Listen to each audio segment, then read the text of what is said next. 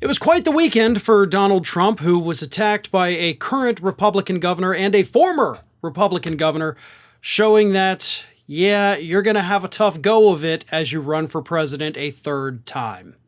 What really kicked things off, however, was former New Jersey Republican Governor Chris Christie, who, during an appearance on ABC on Sunday morning, said that Donald Trump basically cannot win an election against President Biden.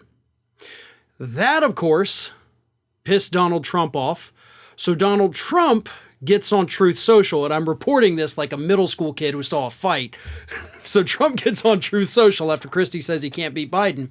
Trump says this: "Sloppy Chris Christie, the failed former governor of New Jersey, spent almost his entire last year in office campaigning in New Hampshire for the Republican nomination for president. Much like his term in office, where he left with an approval rating of just 9%, his presidential campaign was a complete disaster. He endorsed me the following day, later recommended Chris Wray for the FBI. How did that work out? Went down in flames and then was salvaged by ABC fake news. I never wanted him." Now, before I get to Christie's response, let's take a minute to talk about something here, because you didn't have to lie about Chris Christie's approval rating. Chris Christie did not leave office. I did an extensive search to find his approval rating upon leaving office. He didn't leave office with a 9% approval rating. It was actually 18%, which is really freaking bad. But then Trump had to come along and just literally cut it in half.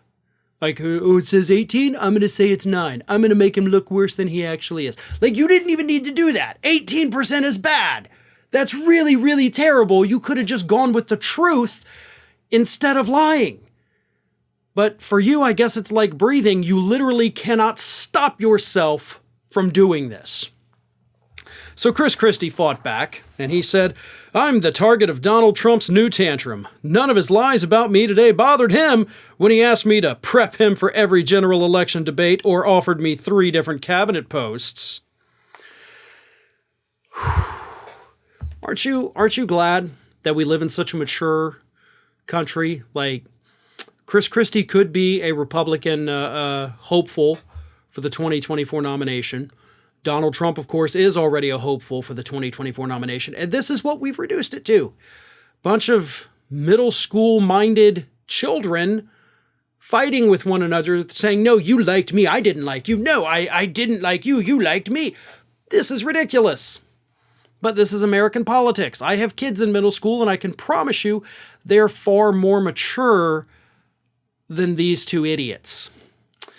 And again, Chris Christie is actually correct, because yes, he was the individual that they called upon to do those little mock debates with Donald Trump while he was prepping for his debates with Hillary Clinton. Donald Trump repeatedly depended upon Chris Christie, and of course there was talk about him getting a cabinet position. Why that fell through, I don't know. And Trump, if you're mad that he suggested Chris Wray for the FBI, and you're like, how did that work out? I don't know. Why don't you tell us? You're the guy who appointed him anyway. Like, you did that.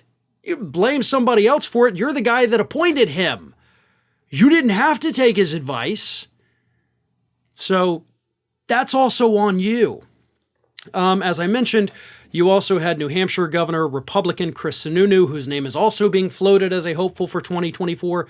He came out, said the same thing this past weekend. Trump can't beat Biden. And look, the polls right now are all over the place. They're changing every single week because we're so far out. Some polls do show Trump beating Biden. Most polls show Biden beating Trump. But I think at the end of the day, both these, Republican wannabes, Christie and Sununu, I think they're right. I don't think Trump beats Biden.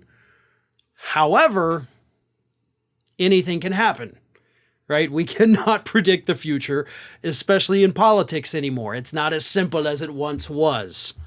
But as time goes on, we are starting to see more and more Republicans openly attack Donald Trump, which is not good for Donald.